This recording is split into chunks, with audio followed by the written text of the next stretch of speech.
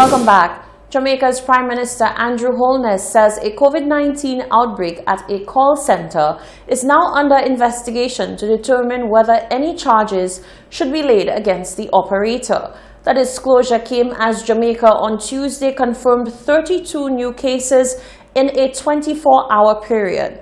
31 of them are linked to the call center in St. Catherine, taking the number of cases to a total of 105.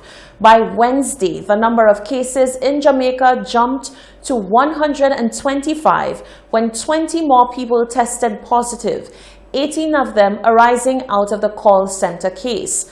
Prime Minister Holness at a press conference said a probe is being carried out to determine whether there were any breaches of established protocols and guidelines. Jamaica has recorded 5 deaths due to COVID-19.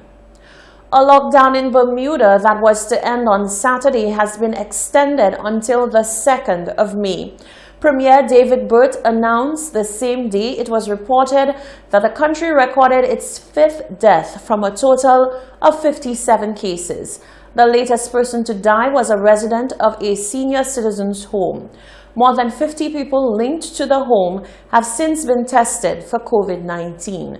He said, quote, "It is regrettable that the nature of this disease is such that it can end in the death of those of our most vulnerable demographics. Our mission, therefore, must be unchanged. We must protect all of our residents, especially our most vulnerable." The World Health Organization has announced ongoing considerations to lift social and economic restrictions within the coming weeks and see the continuation of social gatherings and the reopening of schools and non-essential businesses. Having noted great progress in several previous epicenters to flatten the curve of COVID-19, the WHO released guidelines which will be used to determine countries' eligibility to fully reopen their economies. Jacques Wooding reports. As of April 16, 2020, the World Health Organization has recorded nearly 2 million cases of COVID-19 globally and 123,000 deaths. The organization cited alarm with a recent spike in deaths, with more than 40,000 recorded in 1 week. However, this tragedy is accompanied by some encouraging signs from previous COVID-19 epicenters, as lifting social and economic restrictions is now under consideration. Director of WHO Dr. Tedros warned that these measures must be lifted with extreme caution, as a position of haste to do so will risk a resurgence which could be worse than the present situation. Some countries and communities have now endured several weeks of social and economic restrictions. Some countries are considering when they can lift these restrictions. Others are considering whether and when to introduce them. In both cases, these decisions must be based first and foremost on protecting human health and guided by what we know. The World Health Organization has since released an updated COVID-19 response strategy, which outlines 6 factors for countries to consider before lifting restrictions. 1.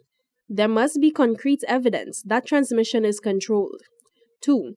Healthcare systems must have the capacity to detect, test, isolate, and treat every case, with the ability to conduct thorough contact tracing. 3. Outbreak risk must be minimized in special settings such as health facilities and nursing homes. 4.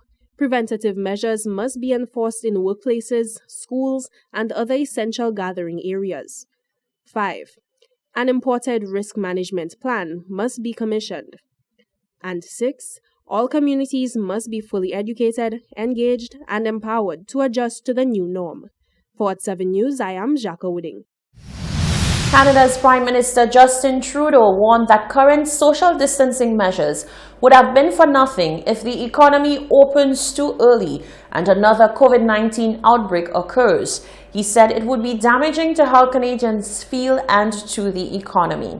In March, more than 1 million Canadians lost their jobs, driving the unemployment rate up to 7.8% from 2.2%. There have been over 27,000 confirmed cases in Canada so far. We cannot be in a rush to get things going again, because if we move too quickly to loosen all these controls, everything we're doing now might have been for nothing. We'll find ourselves in another peak just as bad as this one or worse.